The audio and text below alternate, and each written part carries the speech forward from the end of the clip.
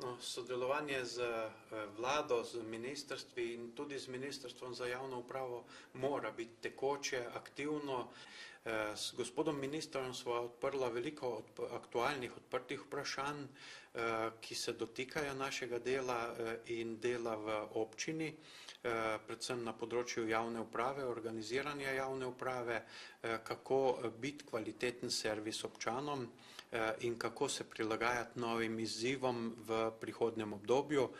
kajti ti izzivi so nekoliko drugačni, kot so bili v preteklosti. Odprla sva vprašanje prostorov, upravnih postopkov, uprave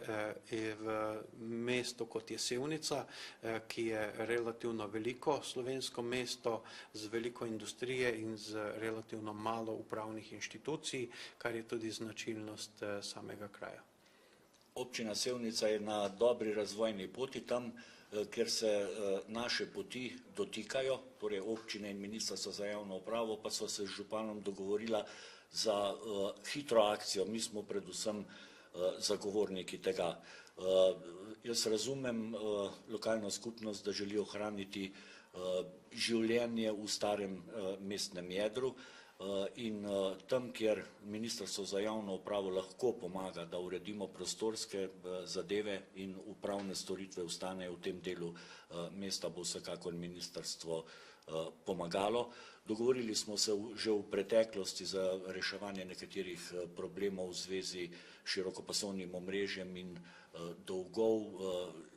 in dogovorili se tudi seveda, da teh tožb med občino in državami ne bo in ta problem zdaj rešujemo v interesu tako države kot tudi občin. Opozoril pa je župan tudi nekatere, če jih lahko tako rečem, birokratske ovire, ki dušijo delovanje ne samo občine Sevnica, ampak vseh lokalnih skupnosti v Sloveniji in naša naloga je, poleg tega, da smo se zdaj intenzivno lotili zmanjševanja stroškov, smo ta del dejavnosti vladne ekipe razširili tudi na odpravljanje najrazličnejših administrativnih ovir, da bi seveda življenje v občinah teklo čim bolje. Jaz lahko omenim eno absurdno situacijo, za katero do danes niti nisem vedel, da je recimo ena prekrasna kolesarska pot ob reki Savi, ki teče tukaj v Sevnici,